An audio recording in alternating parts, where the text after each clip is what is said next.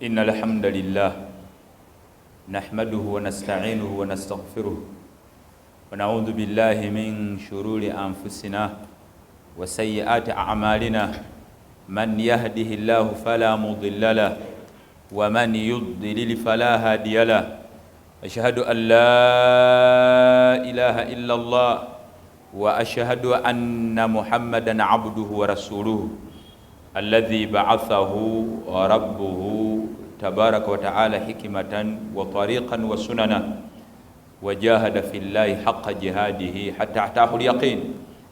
أما بعد أوصي النفس وإياكم بتقوى الله عز وجل. قال جل جلاله: يا أيها الذين آمنوا اتقوا الله حق تقاته ولا تموتن إلا وأنتم مسلمون. فإن أصدق الحديث كتاب الله وخير الهدي هدي محمد صلى الله عليه وسلم وشر الأمور محدثاتها وكل محدثة بدعة وكل بدعة ضلالة وكل ضلالة في النار. قال جل جلاله: وسارعوا إلى مغفرة من ربكم وجنة عرضها السماوات والأرض أعدت للمتقين الذين ينفقون في السراء والضراء والكاظمين الغيظ والعافين عن الناس والله يحب المحسنين. وقال تعالى: ولا يعتل أولو الفضل منكم والسعة أن يؤتوا أولي قربى والمساكين والمهاجرين في سبيل الله وليعفوا وليصفحوا ألا تحبون أن يغفر الله لكم والله غفور رحيم. وقال مصطفى صلى الله عليه وسلم في حديث أبي هريرة رضي الله عنه قال: أن رجلا في حديث أبي هريرة رضي الله عنه قال: جاء رجل إلى النبي صلى الله عليه وسلم فقال: يا رسول الله إن لي قرابة أصلهم ويقطعوني وأحسن إليهم ويسيئون إلي وأحلم عنهم ويجهلون علي. فقال عليه الصلاة والسلام: لئن كنت كما قلت فكأنما تسفهم الملة ولا يزال معك من الله ظهير عليهم ما دمت على ذلك. abibitibwa abakkiriza atenderezebwa Allah tabaraka wa taala jalla jalaaluhu n'amatenda agatali mubukendeevu bonna, tumusaba okusaasira n'emirembe eri ow'ekitiibwa Nabbi Muhammad sallallahu alaihi wasallam. Abasiraamu, bannyinaze, baganda bange, bajjajja, bamaama, bataata, basenga, Katonda ow'ekitiibwa Allah jalla jalaaluhu yagulumiza enneeyisaayo n'abantu abalala mu bintu Allah bye yagulumiza yempangaalayo enneeyisaayo n'abantu abalala. Kubanga omuntu oba omusiraamu omukkiriza nga bw'olaba Allah bwe yagulumiza Kaaba, naye ate obugulumivu Allah jalla gye bwe yagulumiza omuntu, kubanga omusaayi gw'omuntu, omusaayi gw'omukkiriza gwa bbeeyi okusinga Kaaba. Kikulaga value ne qiima ne bbeeyi y'omukkiriza.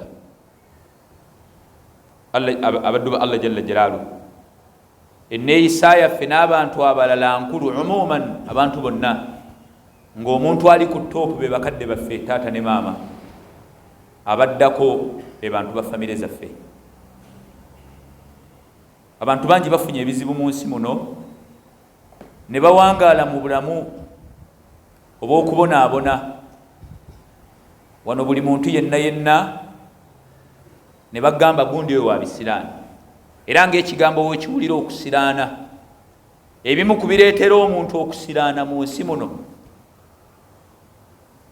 nga ne bw'olaba nti oyina emirembe, ekintu ky'olaba nti nno kirungi nakyo ogenda kifuna mu kusiraana. Ab'ebitiibwa, ebintu ebimu ebireetera okusiraana ye muntu okuwangala mu nsi muno ng'alina obutakkaanya n'abantu ba famire ye.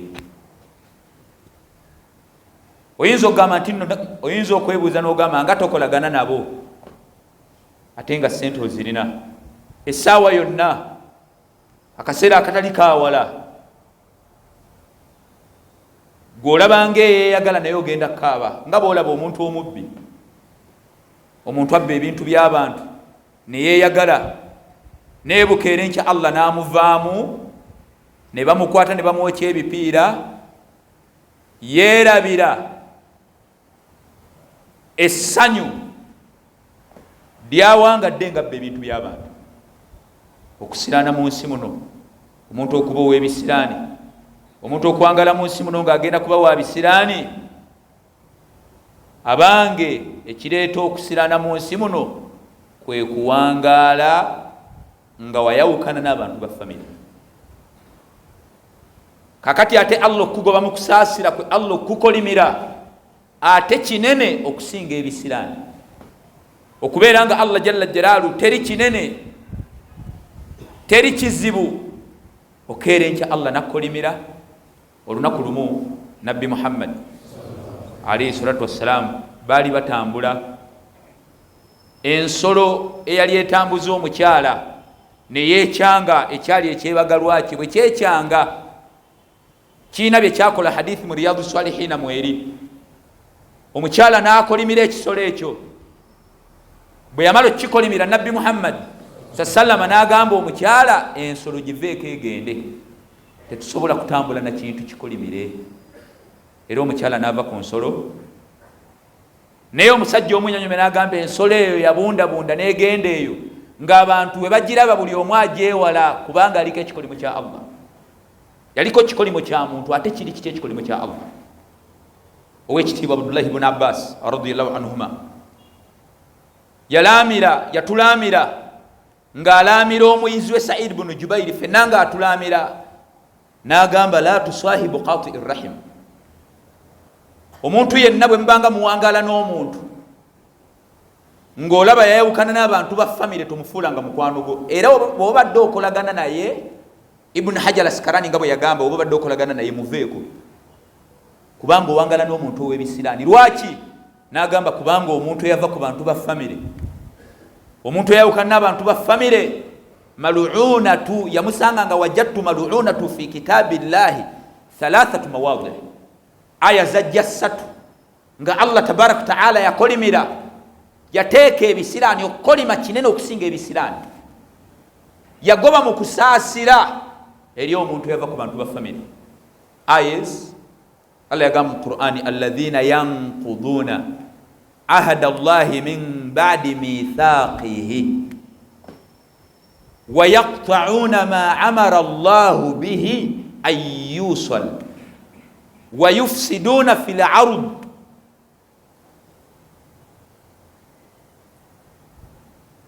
Allah jalla jalalu yagamba alladhina yanquduna ahada Allahi min ba'di mithaqihi wa yaqta'una ma amara Allahu bihi an yusal wa yufsiduna fil ard ulaika humul khasirun. Allah yabuuza kaifa takfuruna billahi wa kuntum amwata fa ahyaakum thumma yumitukum thumma yuhyikum thumma ilayhi turja. Mu suratu Baqara aya endala mu suratu Ra'd Allah yagamba walladhina abo yanquduna ahada Allahi min ba'di mithaqihi, abaawukana ku ndagaano eyali ennywevu gye, abo abava ku tawhidi. Ekyokubiri wa yaqta'una ma amara Allahu bihi an yusal wa yufsiduna fil ard ulaika lahumul la'na. Owulire kyenjagaddemu ne bakutula eŋŋanda zaabwe, ulaika lahumul la'na. Si ekyo kyokka, walahum su'u ddar, era bagenda kubeera mu jahannamu.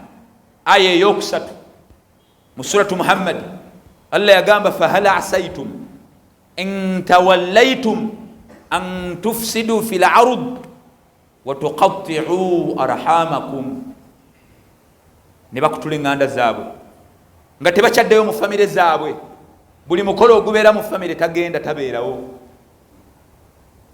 naye ate emikolo egibeera mu mikwano gye, baby showers, embaga za mikwano gye, waabeerawo. N'emikolo gya famire agamba nti naali busy. Era abantu ba famire yabavaako ng'abantu abamuli ku lusegere baalaba nti nno ba mugaso gy'emikwano. Abaddu ba Allah jalla jalaaluhu, emikwano mirungi bila shakka, emikwano gitubeereddewo, naye ab'ebitiibwa teri bayinza tubeererawo okusinga abantu ba famire zaffe. Mukwano gwo asobola okubeera mukwano gwo, naye bwafa abaana be tebajja kutegeera. Mikwano gyaffe babeera mikwano gyaffe kubanga balina bye batufunamu. Naye baganda bo abange buli butonde buli bubumbwa. Eno simanyiyo nnyo n'ekyokulabira ku kyengendo bbawa ku mitimbagano kwekiri. Tunulira Honorable Segirinya yayina abalonzi bangi abaamulonda, naye afunye obulwadde okuva we yagenda mu kkomera mpaka kati mulwadde. Abantu abaamulonda, omuntu amuliko ayina payini, maama we na sisita we. Gwosobola okufuna payini okusinga maama wa Segirinya ne sisita we gye bayina. Osobola okubeera ne muganda wo nga temukolagana, mulina obutakkaanya, naye muganda wo naafa abadde takolagana naawe, abaana be ne bagamba taata, ebya taata ne muganda effe betwagala biyingiramu, naye ono kitaffe. Oba bo bennyini bano bataata ne bafa, naye abaana baabwe ne bagamba aa, ffe ebyabataata ensonga zaabwe tuzingiramu, naye ffe ekikulu bataata baali ba Luganda. Bameka abantu betubadde nabo, bamaseeka, abantu ab'ebitiibwa nga tulina emikwano. Mukwano n'atuuka n'afa, baseeka bangi bafudde nga balina emikwano, naye ate ogenda okulaba abaana b'abaseeka ababalina basisita baabwe. Ogenda okulaba alina abaana baseeka muganda we. Idhan abaddu ba Allah jalla jalaaluhu ab'ebitiibwa, kyova olaba Abdullahi ibn Abbas radiyallahu anhuma yagamba ihfadhu ansabakum, abange mukuume endyo zammwe, tasiru arhamakum, mumanye mutegeere abantu ba famire zammwe kibayambeko okuyunga enganda. Ebigambo bingi, naye n'ekigambo gye kisembera mu Adabul Mufrad eya Imam al-Bukhari yagamba wa kullu rahim, oluganda atiyatun yawma al-qiyama amama sahibiha, oluganda lugenda kujja ku qiyama nga lugenda kujja ng'ekiruleese nga tashhadu lahu in kana wasalaha, nga luzze kugamba ayi Allah oyo omuddu teyakola shiriki naye ayina amazambi ge yakola, nga ogenda mu muliro naye nga mu zambi temulira shiriki, naye nga amazambi ga outweyinze ebirungi, naye oluganda lugambe ayi Allah omuddu oyo yayunga oluganda musonyi wagende mu jjana, Allah akukwate olw'okuwolereza kw'oluganda akuyingiza ejjana. Ate wa alayhi, oluganda lugenda kujja nga lukolimira ng'ogenda mu jjana, lugambe ayi Allah oyo yafa yawangaala nga akutula eŋŋanda nga takolagana bantu ba famire, Allah akukwate, nga Allah abimanyi, Allah akukwate akuyingiza omuliro. Abaddu ba Allah jalla jalaaluhu, tuddeyo eri famire zaffe, tuddeyo eri famire zaffe, tuddeyo eri abantu baffe. Abo baganda bo be babo, njagadde bajjukiza kati naye ekyo nakisomesa emabega nga mbalaga obukulu bw'oluganda, just twagadde kuddeyo katono.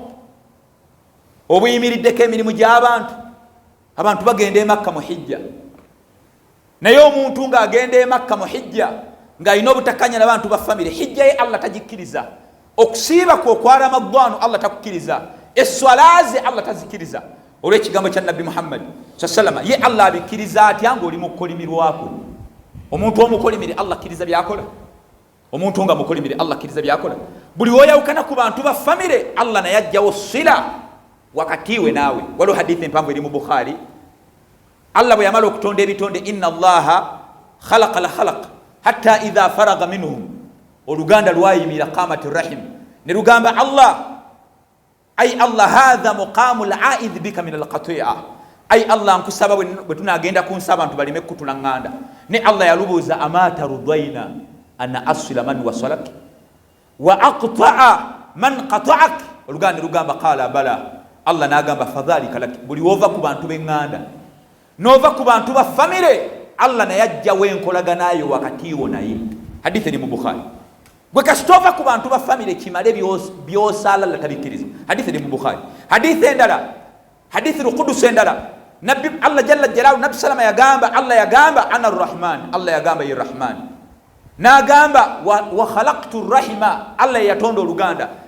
ne Allah yagamba washtaqaqtu laha min asmi Allah oluganda yalujja mu linnya lye erinnya lye oluganda Allah okutuma oluganda erinnya yalibbula mu linnya lye ar-Rahman Allah nagamba faman wasalaha yenna kolagana obulungi n'abantu ba family ye abanga abantu ba family Allah yakulagira kubesi bako abantu ba family olina besi bako ekyo kyensomesa obesi bako ibtigha wajhillah ngononya kusimisani abantu ba family bakwesi bako okwesi bako muntu kitegeeza kye kigambo ekituufu omwekubako yetakwekubako ne wobo ina sente kubanga Allah yakulagira Allah nagamba ati waman qata'ahu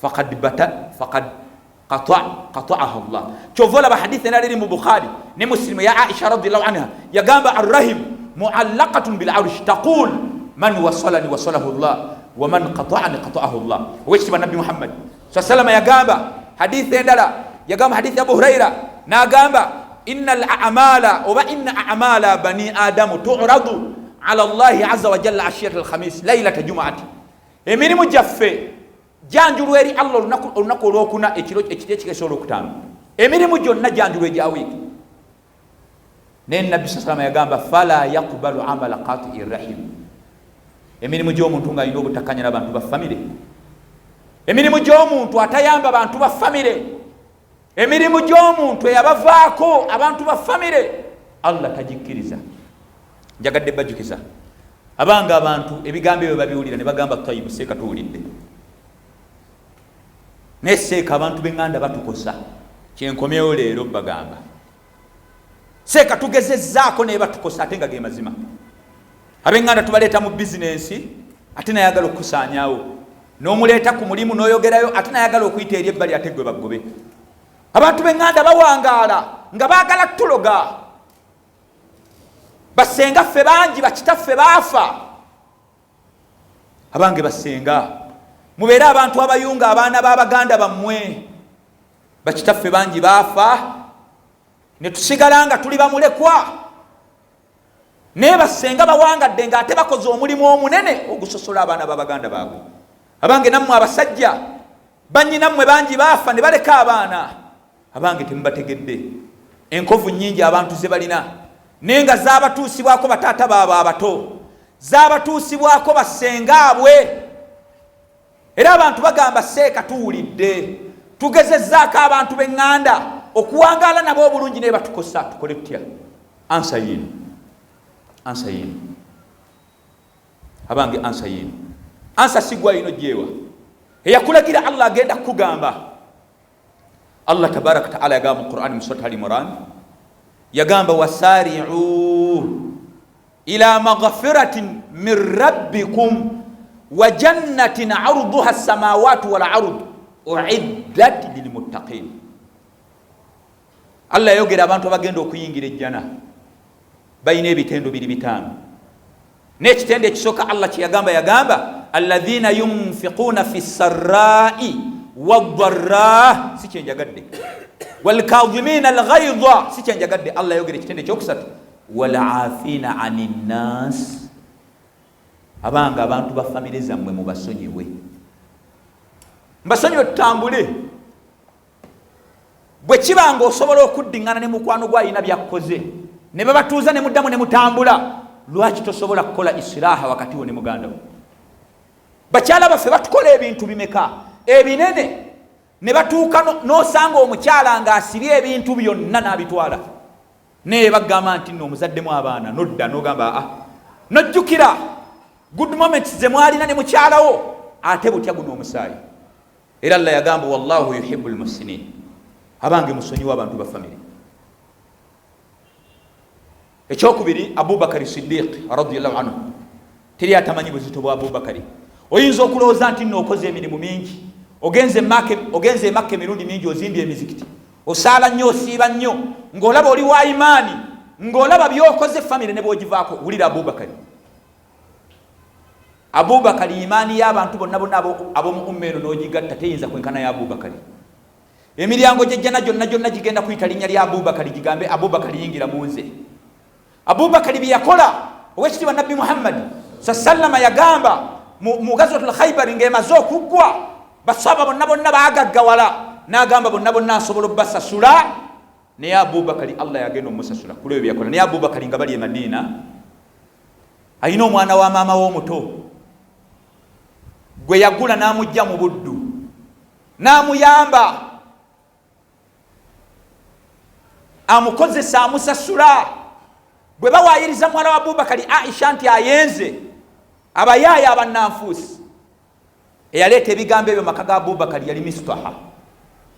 Abubakar gwayambye, gwe yajja mu kkomera, eyali omwana omunaku. Allah jalla jalaaluhu bwassa aya nga yejjeereza Aisha radiyallahu anha, abantu bonna abatemeera Aisha baabakuba embooko okuggyako Abdullah ibn Ubay ibn Salul. Naye Abubakar yako obuntu kajja n'agamba Mistaha, naawe omwana wa maama wange omuto n'oswaza muwala wange Aisha, kubanga Mistaha yakola amazambi ana. Ekisooka yaswaza Aisha, ekyokubiri yamukolako olugambo, ekyokusatu yamutemerera, ekyokuna yamugeya, gonna amazambi manene. Abubakar n'amugamba ekyo awamu n'obuzito bwa Abubakar, n'amugamba ekyo kyokoze, kwate ekkubo vve ewaka, genda. Allah, ekyo kye yakola n'obuzito bwa Abubakar, Allah yassa aya nga Allah tatunuulidde mazambi Mistaha ge yakola na bulungi bwa Abubakar, nassa aya nga amulabula Abubakar, nassa aya mu suratu Nur, n'amugamba wala ya'tal ulul fadli minkum wassa'a ayyutu uli qurba wal masakin wal muhajirin fi sabilillah. Temugezangako ne mulayira temugenda kuddamu kuyamba bantu ba family. Ebyo Allah bigamba Abubakar n'obuzito bwe nebbeeyi ye awamu n'ekyongono yamukosezza ku mwana we, ne Allah agamba temugezangako. Ne Allah yogera ekigambo n'agamba waliyafu, abantu ba family mbasonyiwe, waliyasfahu, mubyesonyiwe. Allah yabuuza ala tuhibbuna an yaghfira Allahu lakum, mwe temwagala Allah kubasonyiwa? Era Abubakar yajja eri Nabbi Muhammad sallallahu n'agamba ya Rasulallah, njagala Allah ansonyiwe. Era omwana n'amuzza omusala gwe yali afuna n'akulisa, bwe kibanga Allah yali mwetefutefu kuba Abubakar n'emirimu gye yali yakola olw'okuzannyira ku luganda. Abaddu ba Allah jalla jalaaluhu wadde abantu ba family si basiramu be babo. Asma bint Abubakar radiyallahu anha, hadith eri mu Bukhari, qadimat alayya ummi wa hiya mushrikatun, maama we yali mukyala musamize. Riwaya ezimu zigamba yali maama we muto, mukyala musamize nga yagala akolagane naye, musamize mu Katuliki. Asma n'agenda eri Nabbi Muhammad sallallahu n'amugamba qadimat alayya ummi wa hiya raghibatun, maama wange omusamize yagala nkolagane naye. Asma abuuza Nabbi afa asiru ummi, nkolagane n'omusamize, muyambe muwe sukaali asamira omukatuliki? Nabbi nga tanayanukula, Allah yayanukula Asma mu suratu Mumtahina.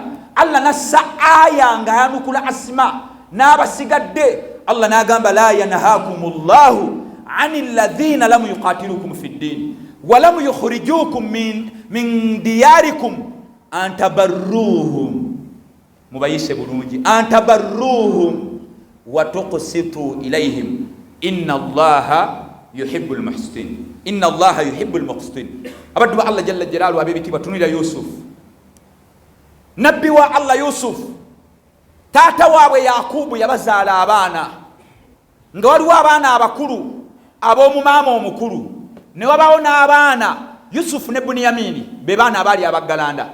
Yusufu n'alabikwako obubonero bw'obwa nabbi, taata we n'atandika omusembeza. Baganda ba Yusufu ne bafuna ensaalwa ng'era we biba mu family. Allah asobola okusitula abantu ba family batandika okwogerera ebigambo, yatusaddaaka, akola bwati, akola bwati. Abanga abaddu ba Allah jalla jalaaluhu, abantu Allah bawadde sente, Allah baagala muyamba abantu ba family. Kyova olaba ngamba abantu era nkiddingana abali wano batwale abantu e Makka tulina twabadde n'enkyogera omuntu okudda e Makka omulundi ogwokubiri mu hijja awamu n'obulungi bwa hijja okudda e Makka omulundi ogwokusatu mu hijja okukwata obukadde 25 okubuwa muganda watali musiraamu afune kapito kyafunamu empeera okusinga okudda e Makka omulundi ogwokubiri ogwokusatu ogwokuna okukwata obukadde 25 boddayo mu hijja okubuwa muganda wo abadde apangisa agule kapoloti azimbe kyofunamu empeera okusinga okudda e Makka okujjako baganda bongo obadde obayamba ng'ekikutwala e Makka okuddayo okusaba Allah asumule riziki oyongere okubayamba ekyo kirala naye nga wabavaako kaba wagifuula kulambula la okukwata sente okuwa kapito muganda wo atali musiraamu lwaki limaadha kubanga okudda e Makka omulundi ogwokubiri sunna ate okuyamba omuntu wa famire wajibu okuyamba omuntu wa famire wajibu okudda e Makka sunna abaddu ba Allah jalla jalaalu abange mudde eri famire zammwe mudde eri ab'enganda zammwe abaddu ba Allah nammwe abantu abatalina nga mu famire yammwe mulimu omuntu Allah gwe yasitula abantu Allah be yasitula mubaagale temukuba mimiro buli mu famire Allah wasitula omuntu aba asitudde famire bintu bingi byajja okutula temumuwalana temumuteekako mbeera kati ate mmwe Allah kyabaagalamu omuntu ono okubeera nga mumusabira okubeera nga mumubeererawo okubeera nga tugaba n'emirimu ekyokulabirako waliwo omukolo mu kyalo muganda wammwe oba muto wammwe apangisizza tenti yaguze soda aguze ente aleese ensawo z'omuceere mwaba oluganda abalala gwatayina kima amazzi yasenku tobiteekamu takabbulu n'ogamba era kati ffe batugamba okukima amazzi nze mukulu we bwe tugenda mu famire ebitiibwa biba tebikyaliwo nze mu famire yange bwe tuba mu nkiiko baganda bange bampita kasimu ate nga batuufu kubanga abooluganda lwo balinga mukyalawo omukyala takulaba mu kitiibwa ekitiibwa kikuba mufulumye naye nga muli awo ba abantu abakusukkulumya nti simanyi oli jeno oli meja simanyi oli MP oli minisita ebyo gwabimanyi kubanga ye buli waakulaba akulaba oli bwereere buli waakulaba akulaba kati be bantu ba famire buli woogenda tekigaana muganda wo gwoyamba ng'omaze n'omuwa sente 20 nga muli mu kyalo nagamba naye ojjukire wafukanga ku buliri ng'odde mikono gyo weegiri kubanga bo bakulabira mu kifaananyi kiri eri ng'okyali mwana muto kati wadde oli muntu mukulu abange famire emikolo waliwo abakoze emikolo nga bakoze ebirala kima amazzi tyaba enku yasenku wate emmere keera kati ate bonaogamba era kati ffe batukozesa emirimu kubanga tetulina kale toyagala kukola mirimu leeta ensawo y'omuceere ate siina sente kima amazzi tutambule beera muntu mulamu beera wampisa tolina sente tolina kyoleese ate toyagala kukima amazzi kakati gwe naawe oli muzibu toyina kyoleese ku mukolo toyina contribution gyokola Allah jalla jalaalu engeri gy'ataakuwa sente akuwadde amaanyi akuwadde omutwe omugumu osobola okuteekako ekidomola ky'amazzi n'okijja ku luzzi omutwe gwo omugumu weetikka ekidomola ky'amazzi ng'okijja emugga ayina lla byakuwadde bujja kubeera buli azaamaanya muganda wo apangisizza tenti aleese ensawo z'omuceere aye tumugamba yasenku ng'olaba kijja muganda wo ayina byakola ataddemu akasente awaddeyo obukadde 2 kati ate tumugamba akola emirimu Sula, Kamadi, Mafabi, Nagwere Wandera, kima amazzi kola emirimu yasenku sikukakanya kwe kuyunga Nabiyullah Yusuf baganda be bambonyabonya tatoku yasanga obuzibu ne bakola ekyali kisembayo ne bagala omutta waliwo ebigambo bingi naddala ekigambo ekitandika kyovola ba Allah jalla jalaalu okumanya oluganda lwagenda wala emboozi wakati wa Yusufu ne baganda be Allah yagamba Nabbi Muhammad sallallahu awamu n'ebyafaayo ebyakulembera ebirimu tawhid ne yamugamba nahnu naqussu alayka ahsana alqasas bima awhayna ilayk mu byafaayo byonna byonna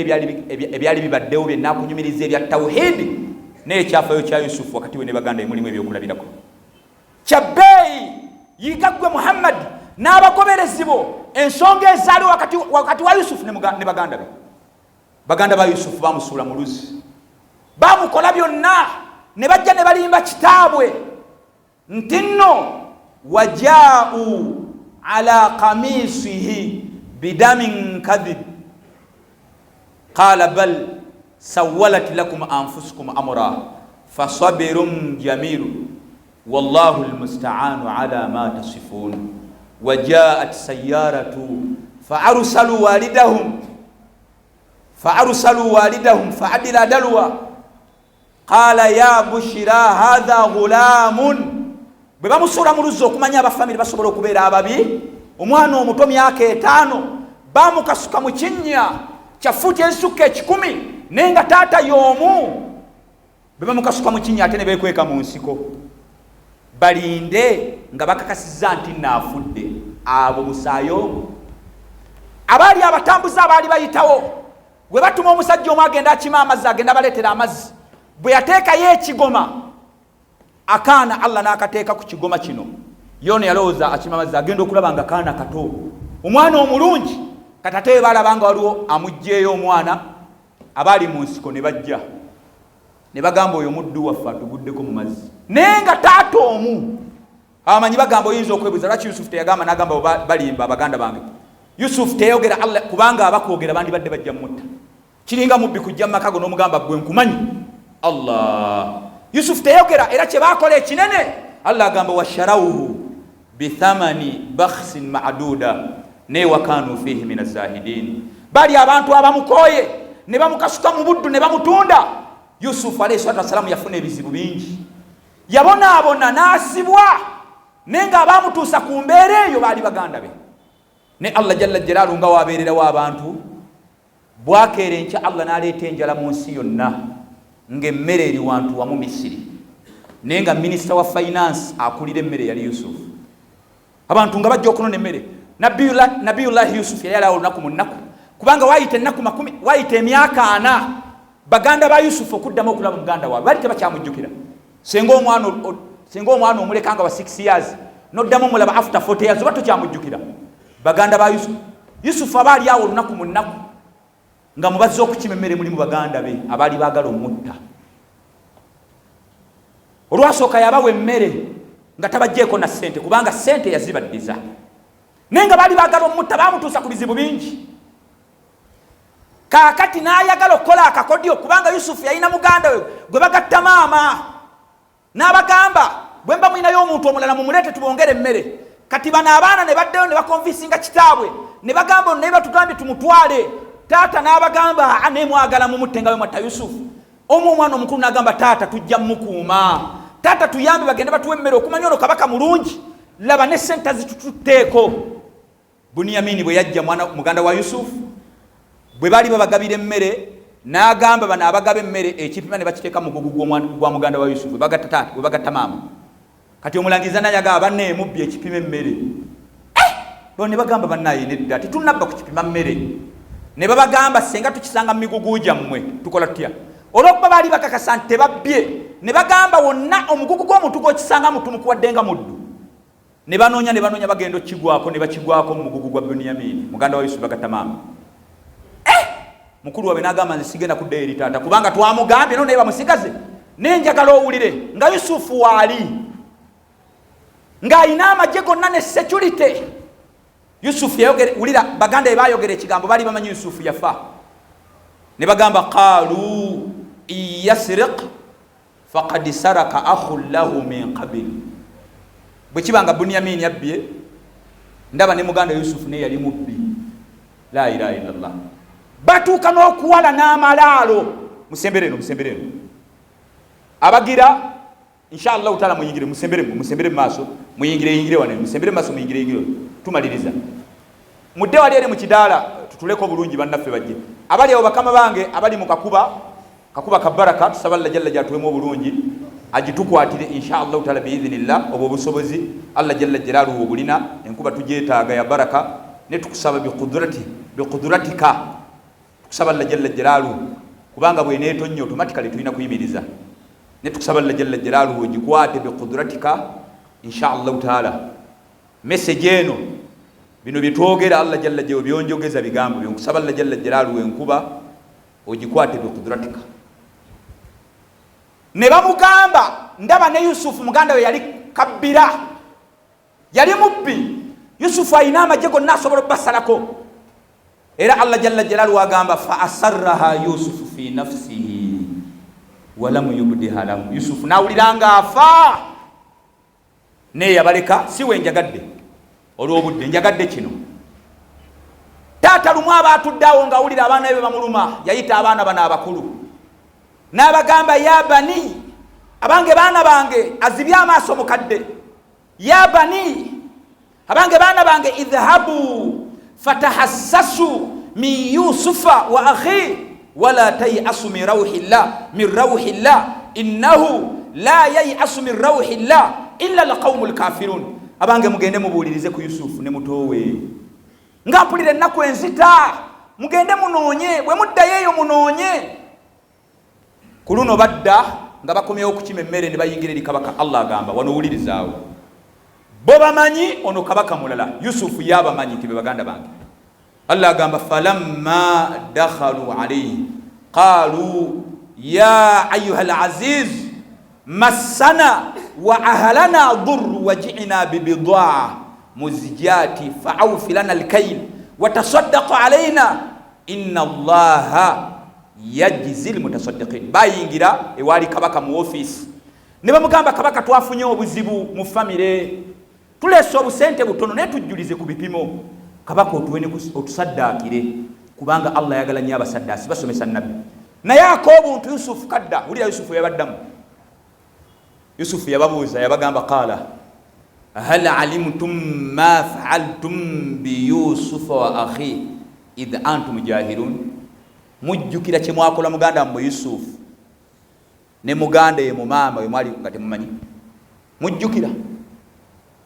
Qalu a innaka la anta Yusuf, ne bamugamba gwe Yusufu, n'agamba qala ana Yusuf wa hadha akhi, nze Yusufu. Ibn Kathir yagamba bayagala ensi ebamire nga gwe baali babonyaabonya ate Allah gwasitudde. Nenjagala mulira Yusufu yayogera, senga bamaama abato, bakitaffe abato, baburadha babakitaffe tubaagala nnyo. Muganda wammwe yafa n'aleka abaana nga bato, naye ate mu kifo ky'okubeererawo abaana ba muganda wammwe mubakosezza bukosa. Buli wookosa abaana ba muganda wo nga bamulekwa oteeka bikolimo ku baana bo.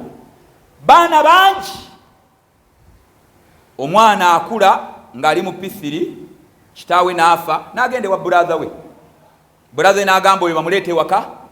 Omwana omuto wa P3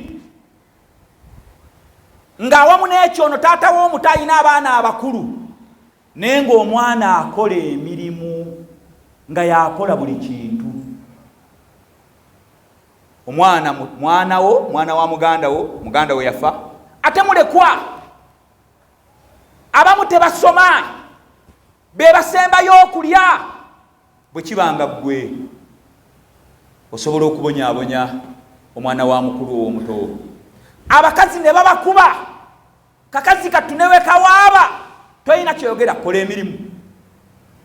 Kitaawe yafa beera wampisa. Lwaki omulangira okufa kwa kitaawe ngati bwe kiba? Baana bangi bakaaba nga bagenze embiro ne batuuka okufumbirwa, abaana abawala.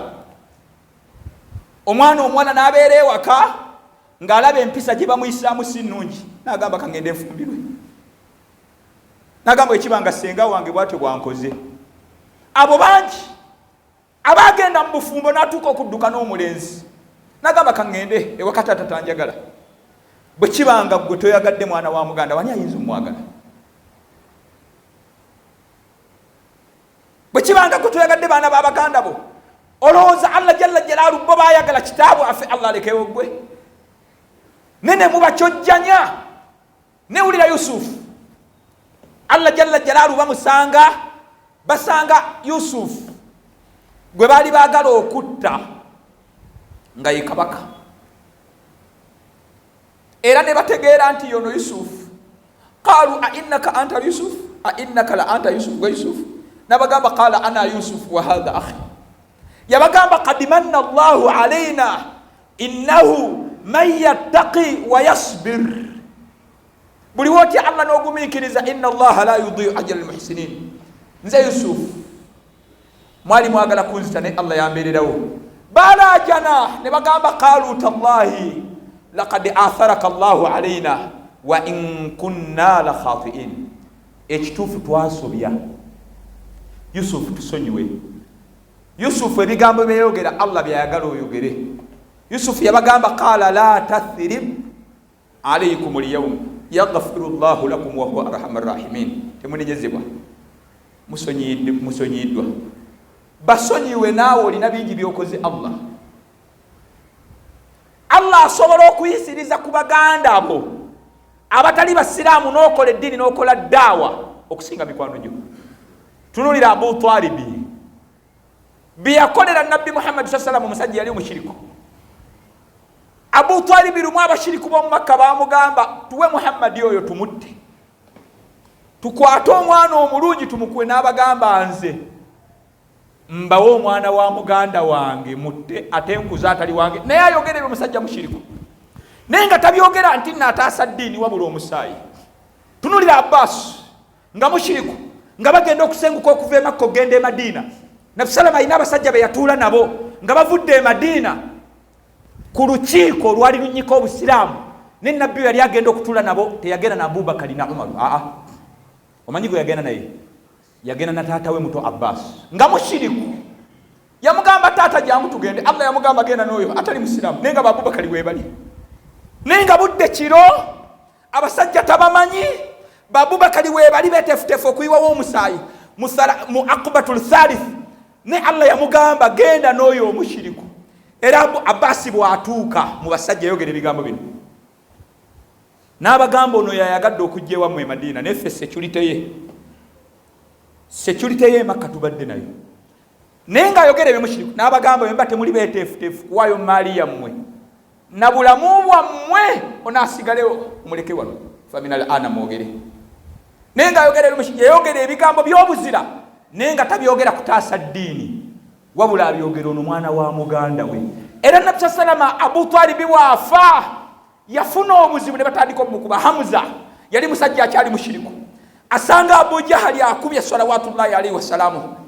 Najja nayibira ku Kaaba nakuba Abu Jahali namugamba kati nange Isiramu lwaki mukuba omwana wa muganda wammwe.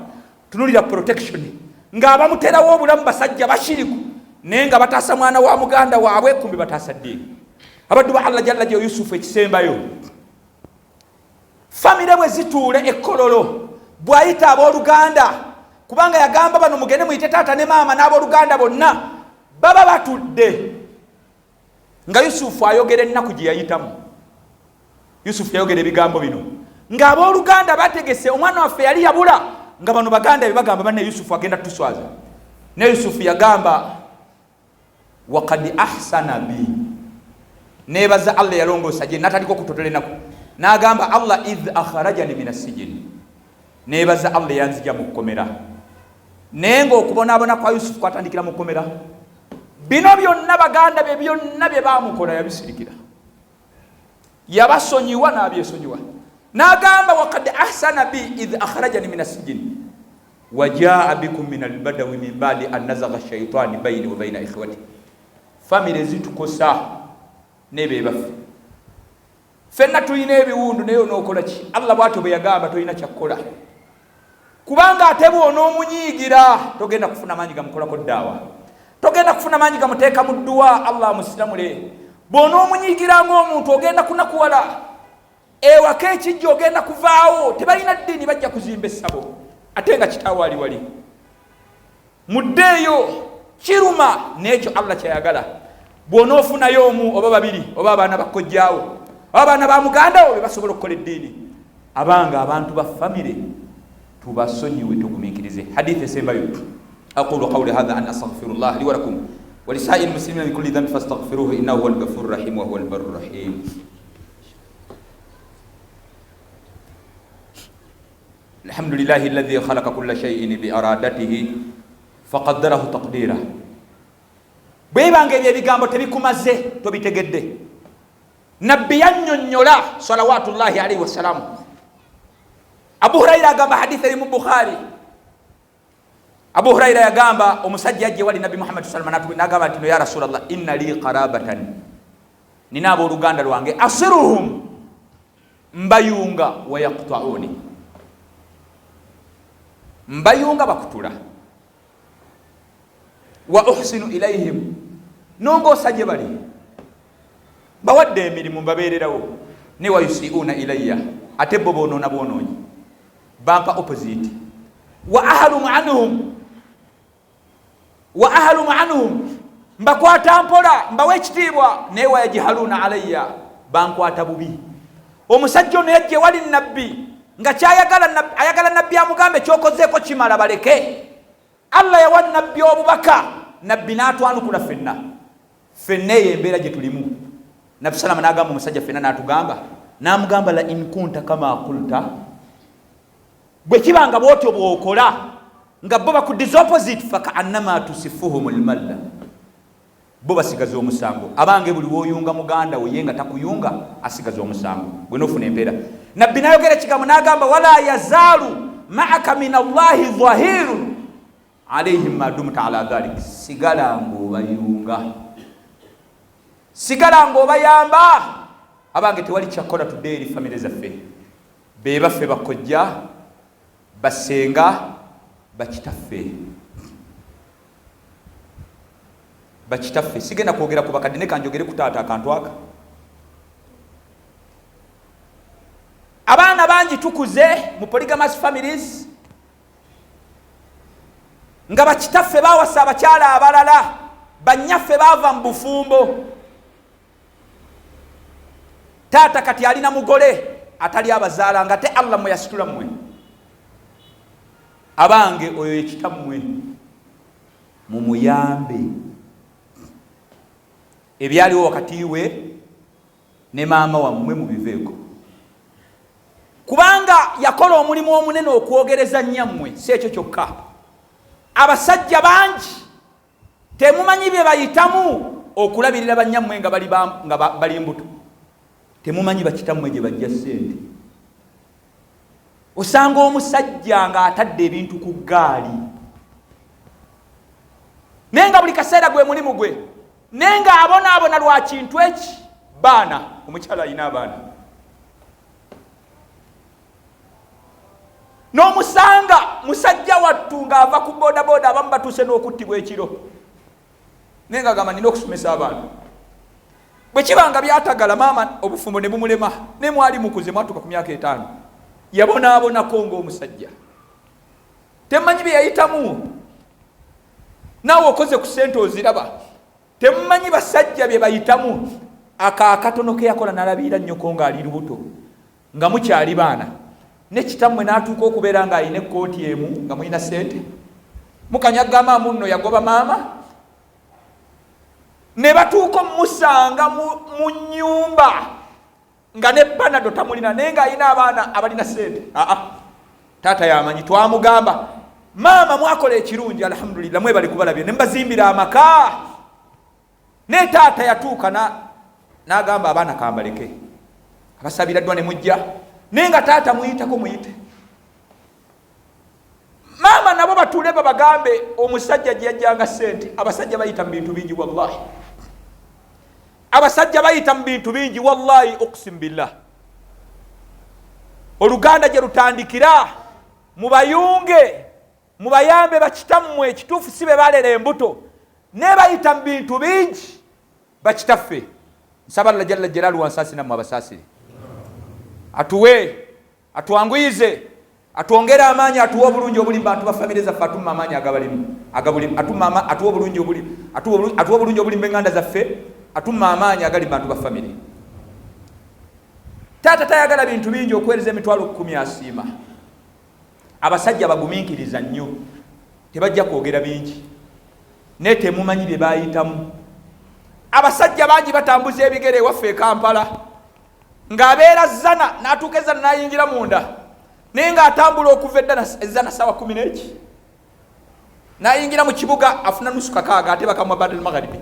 Isha bweggwa n'atambula nga tasobola kulyako wadde emmere, asiibira ku mazzi.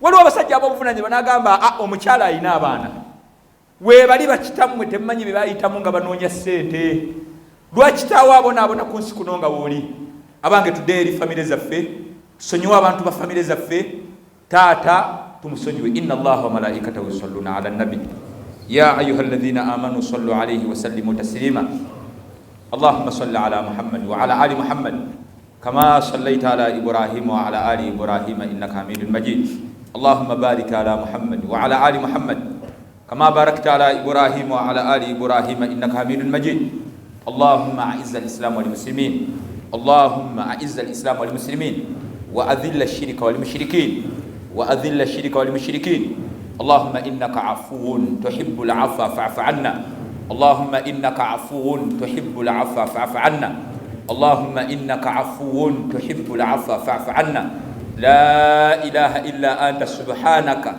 inna kunna minadh dhalimin la ilaha illa anta subhanaka inna kunna minadh dhalimin ya muqallibal qulub thabbit qulubana ala dinik ya musarrifal qulub sarrif qulubana ala ta'atik ya muqallibal qulub ya musarrifal qulub sarrif qulubana ala ta'atik allahumma ighfir lana warhamna wa'afina warzuqna ya rabbal alamin اللهم اغفر لنا وارحمنا وعافنا وارزقنا يا رب العالمين اللهم اكفنا بحلالك عن حرامك واغننا بفضلك عمن سواك يا رب العالمين ngatumaliriza twebaza Allah jalla jalalu okubeera nga enkuba agikutte abadde asobola ogiyisa mirundi emekanga bakhatibu bali enkuba neetonya kubanga enkuba weeyika nga bantu tebakyawulira khutuba erina kukoma naye tumusabe ne mumiinisa n'agikwata ekyo Allah tumwebaza Allah wali bw'omusaba akola ekyo tumwebaza kubanga agikutte biquduratihi kubanga yagitonyesa ati yaine tumusabye mumwe mulimu omuntu omulongoofu n'agamba ye Allah kubanga eba kutonya omusomo tegwandiweddeyo ate okudde n'embaale naye agikutte n'agamba yimirira khutuba esooke bwe kitegeeza Allah w'amaanyi okusinga bolowoozi